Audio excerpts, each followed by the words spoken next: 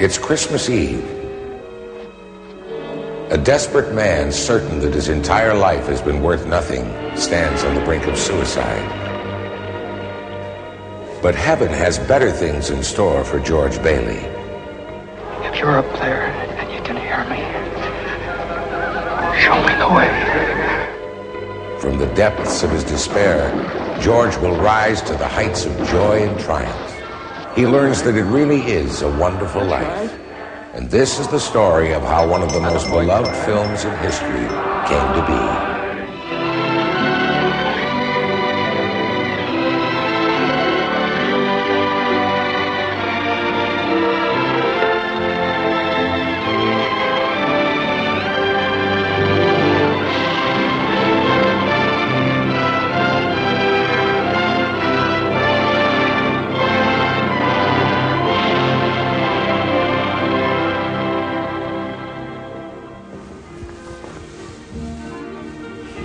Director Frank Capra once called It's a Wonderful Life the favorite of all of his great films. And it's one of my favorites, too.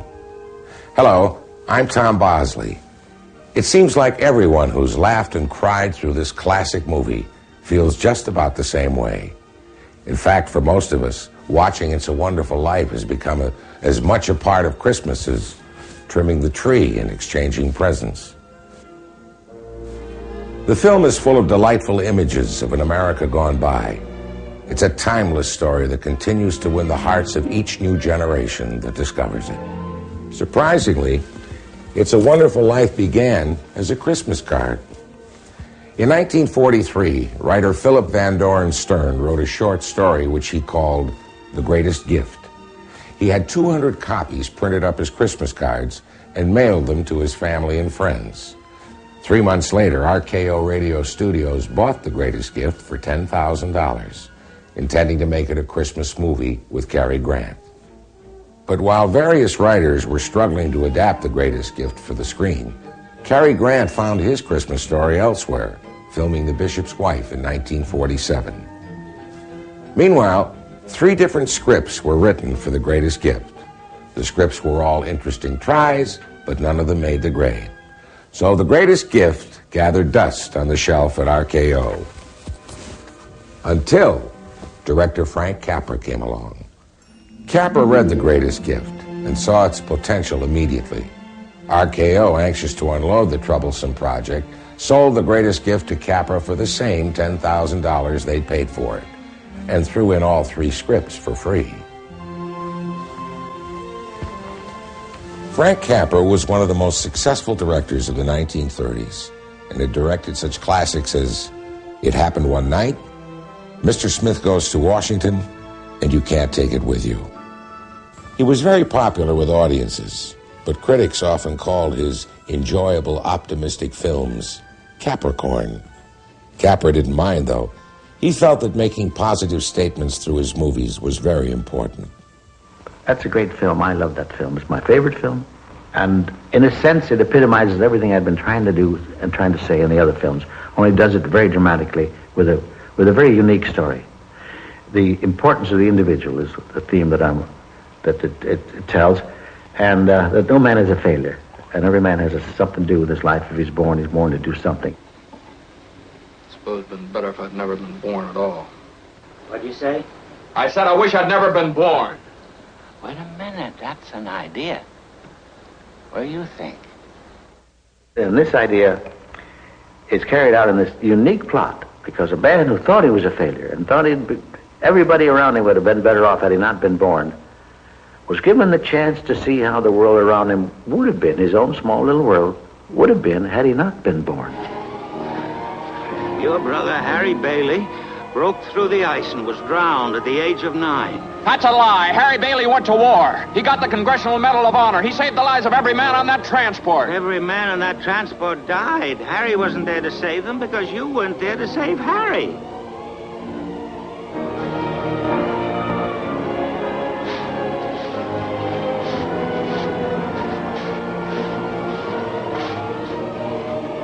You see, George, you really had a wonderful life.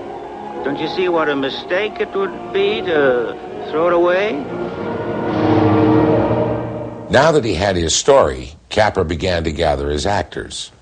Although many of the film's roles would prove difficult to cast, Capra had always had only one George Bailey in mind, James Stewart. As a screen actor, they don't come much more likable than Jimmy Stewart.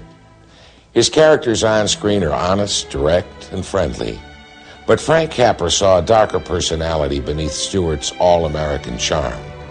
He knew that Stewart could not only handle the lighter moments in the film, but that he could also be convincing as a man sinking into bitterness and despair. Frank Capra was the first to see all the facets of this remarkable actor and to reveal them to the world. At about the same time that Stewart agreed to star in the film, Capra changed the title of the film to It's a Wonderful Life. Capra had a motto, one man, one film. It became known as the Capra Touch. He soon began to turn It's a Wonderful Life into a Frank Capra film. He took the best parts from the 3 scripts he had inherited from RKO and started adding ideas of his own. First, he created the Scrooge-like Mr. Potter character. Then he made sure that the town of Bedford Falls was believable, a real place. And Capra took those 2 things and a couple of more, that took those 2 things and started creating this story. And he hired Hackett and Goodrich, 2 of the finest writers that have ever been in motion pictures. It's wonderful. And in 2 weeks they had, they thought it was wonderful, these 2.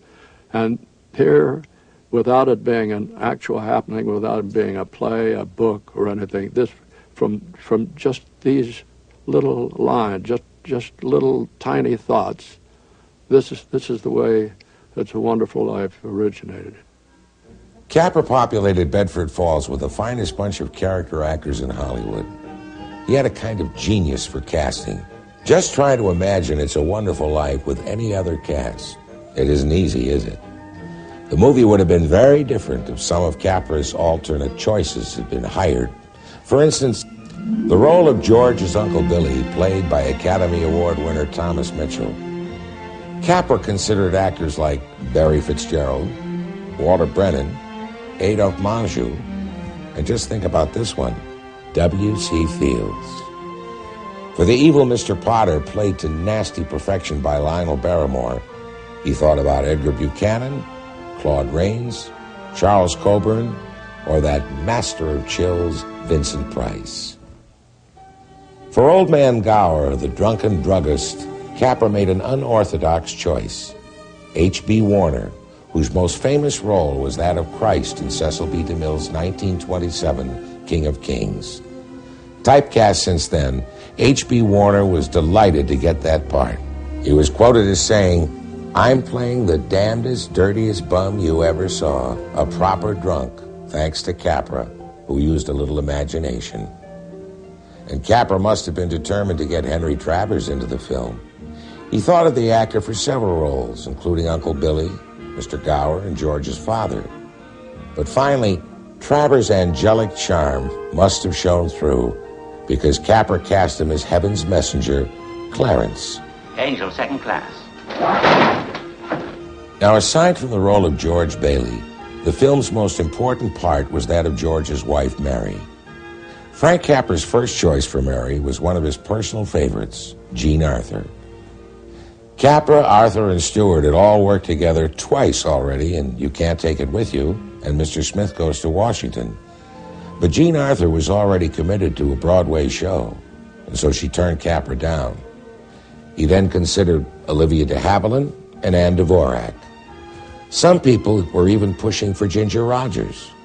But Capra finally decided on a fresh-faced MGM contract player, Donna Reed. Once again, Capra's instincts were accurate. Donna Reed was the ideal Mary Bailey, the perfect mixture of wholesome sex appeal and homegrown American strength and virtue. Here's an interesting bit of Wonderful Life trivia. Frank Capra had hired someone to toss the rock for Donna Reed in this scene. But as it turned out, she was a terrific baseball pitcher. Donna surprised Capra and the crew with the power and accuracy of her toss, throwing the rocks better than anyone else on the set. Hey, that's pretty good. So when Donna Reed joined the cast, the final ingredient had been added. Welcome home, Mr. Bailey. Her sweetness and beauty make it obvious to us, if not at first to George, that staying in Bedford Falls is not a punishment, but a pleasure. If George had had a wonderful life, to a great extent it's his wife Mary who has made it so. So it looked as if Capra had a complete cast.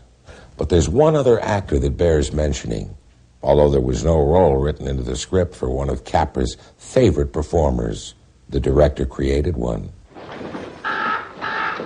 That's right, Jimmy the Raven, who plays Uncle Billy's pet. The Raven made his film debut in Capra's You Can't Take It With You, and subsequently appeared in every Frank Capra feature. It just goes to show that things haven't changed much in Hollywood. It's all in who you know. Good afternoon, Mr. Bailey. Hello, Violet. Hey, you look good. That's some dress you got on there. What? This old thing? Well, I only wear it when I don't care how I look.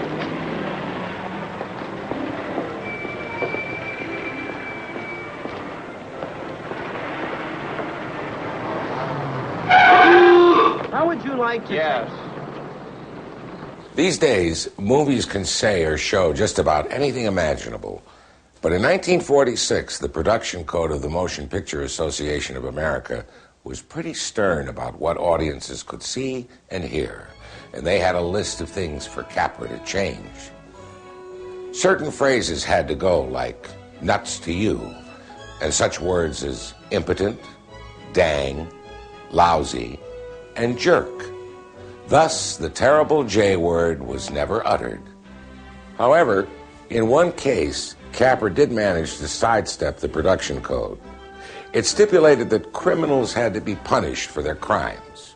Well, the horrible Mr. Potter, who drives George to desperation by stealing the building and loans $8,000, never receives his comeuppance. Capra said later that he received more mail about this point over the years than about anything else in the film. Nothing wrong with the books. I've just misplaced $8,000. I can't find it anywhere. You misplaced $8,000. Yes, sir. Look at you. Miserable little clerk crawling in here on your hands and knees and begging for help. No securities, no stocks, no bonds, nothing but a miserable little $500 equity and a life insurance policy. You're worth more dead than alive. I'm going to swear out a warrant for your arrest. Misappropriation of funds, manipulation, malfeasance. All right, George. Go ahead. Go. You can't hide in a little town like this. Well, that little town is Bedford Falls, the pretty little place where George Bailey lives his wonderful life. It becomes so familiar to us over the course of the film that it begins to seem like a real place.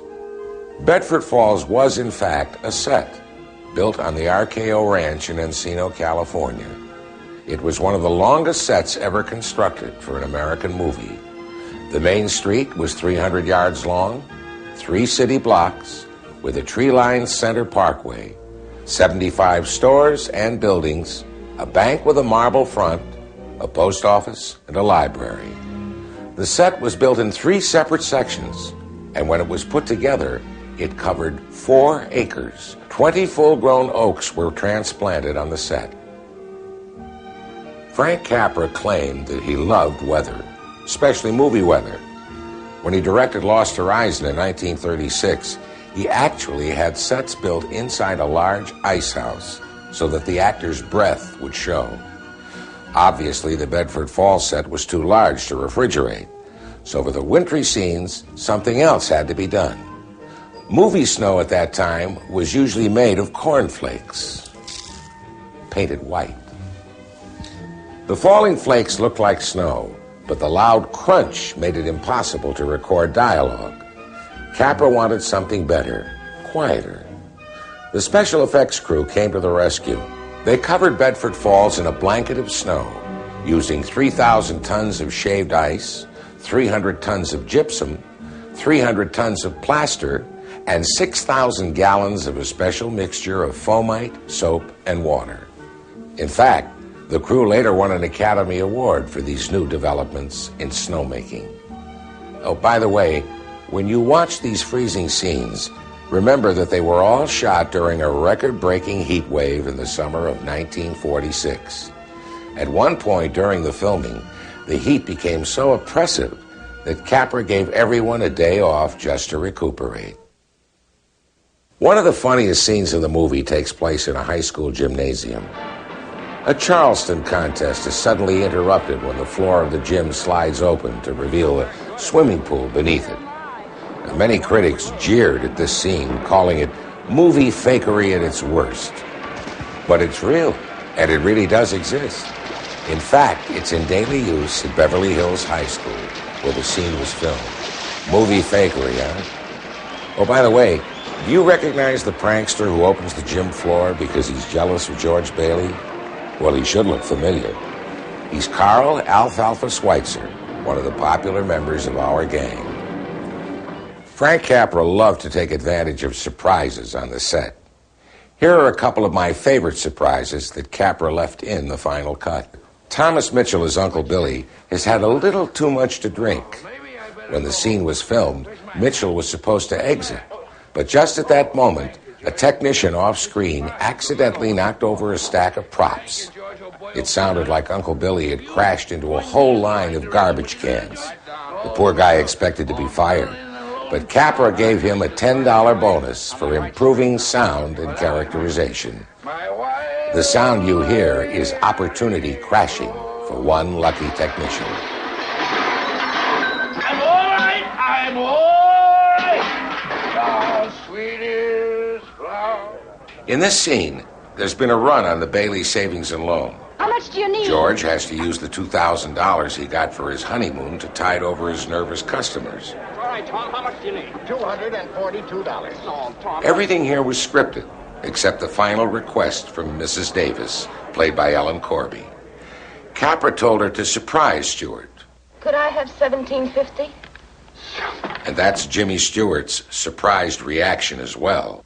In another sequence, Capra faced an unexpected snag when Jimmy Stewart became extremely reluctant to kiss Donna Reed in the now famous telephone scene.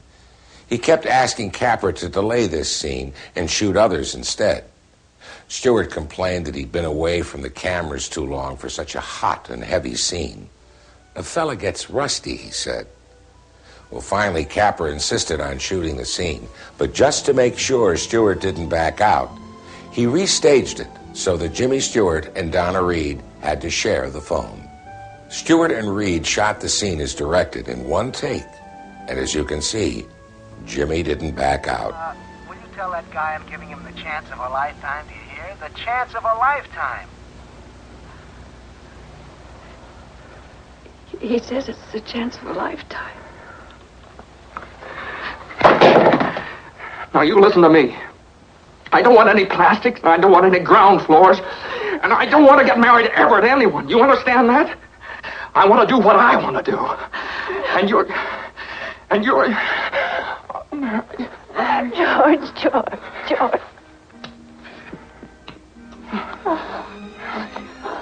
Wow. When the take was finished, Capra was satisfied. But the script girl had a problem.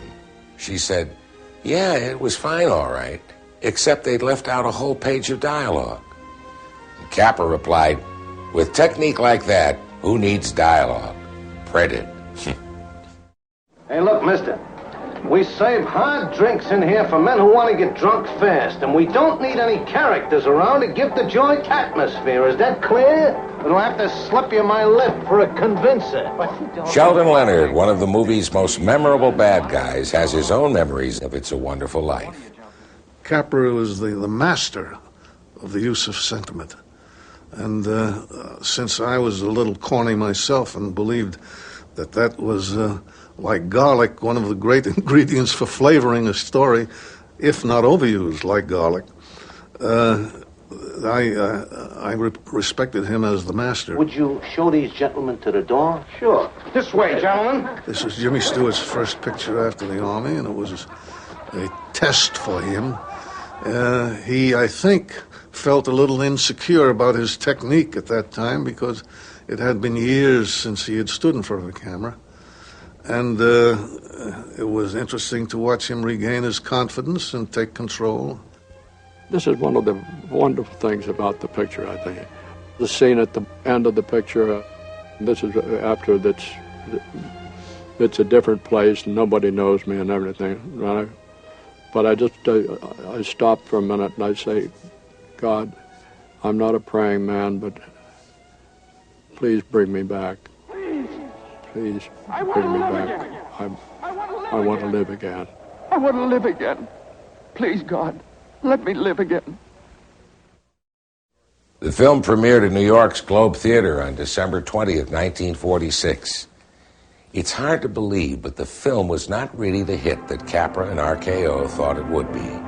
It's a Wonderful Life was nominated for several Academy Awards, but didn't win any.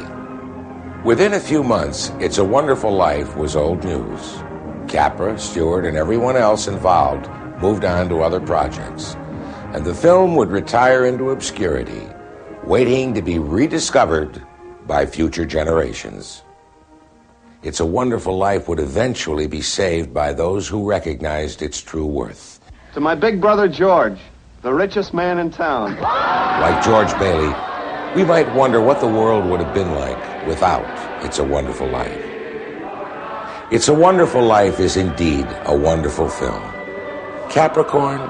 Absolutely. And what, I ask you, could be better than that?